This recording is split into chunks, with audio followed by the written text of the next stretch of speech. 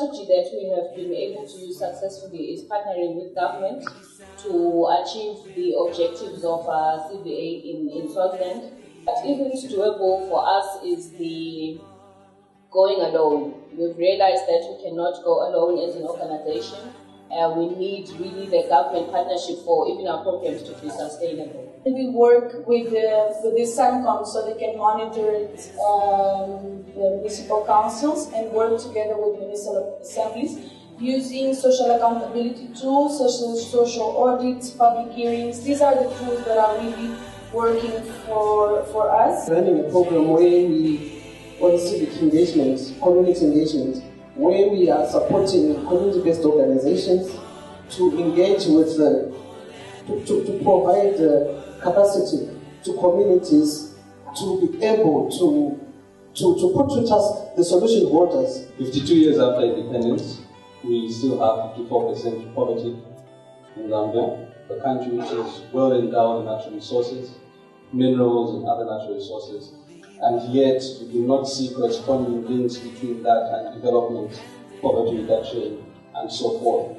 So we coordinate CSO input into national development planning. Fortunately, we don't have the capacity to spread it out as much as we would want to, but we empower communities, first of all, to understand the social accountability approach.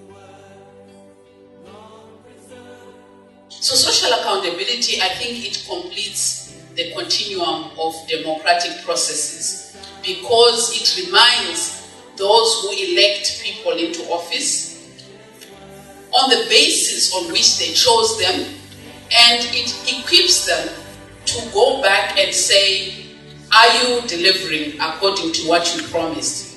It creates bridges between citizens and their governments. The aim of the community scorecard approach is, of course, to improve the access of local communities to basic services. And in this case, we have chosen basic health service delivery from the clinics and the social cash transfers, which is a cash transfer to OVC, orphans and vulnerable children. It was in the early 2000s, it certainly was a buzzword. It was met with a lot of skepticism internationally. We've gotten over that hurdle, where we've moved along quite nicely, despite the difficult context. So I'd like to put it out there that the intentions of this work remain bold, they remain global, and they are bigger than the people who started.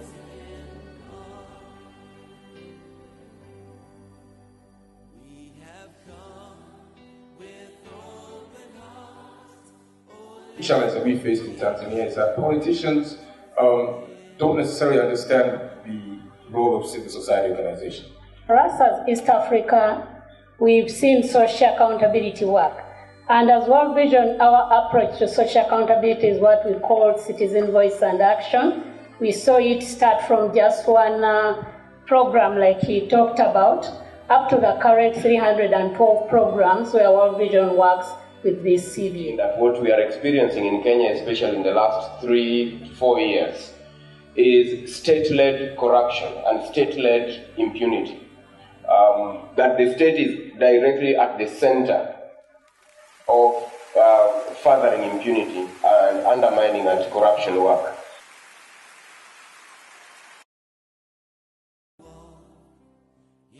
We feel that social accountability is a tool to success. Because for us, if the CVE model says what are the standards, it means I as a service provider have to know what the standards are. And second, I have to implement those standards. I think we are still grappling with the idea, the concept of social accountability. It is still a new concept.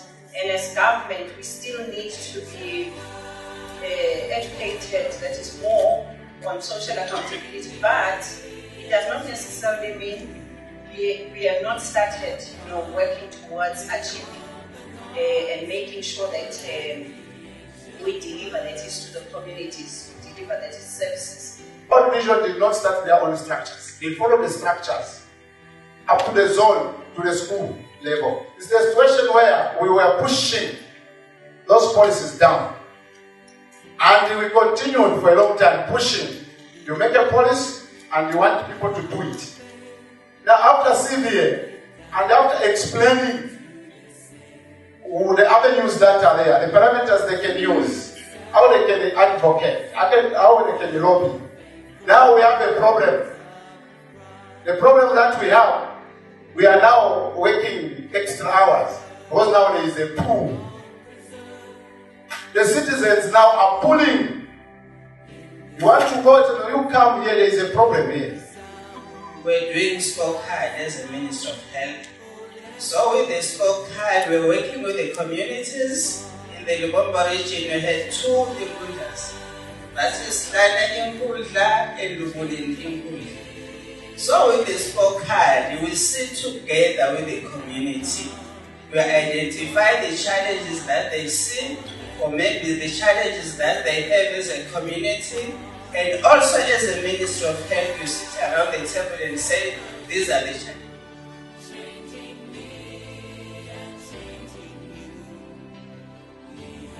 In order for civil society to, first of all, try and find news that sells and move the media away from speak journalism, civil society must begin to train media practitioners on how to look for actual news in events, even in events like this one.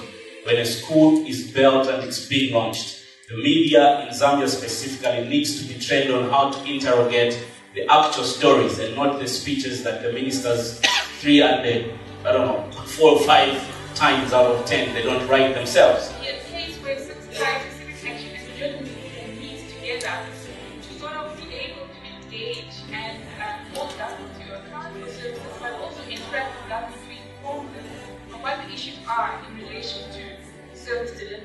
But it is a challenge, and I think we are working on it.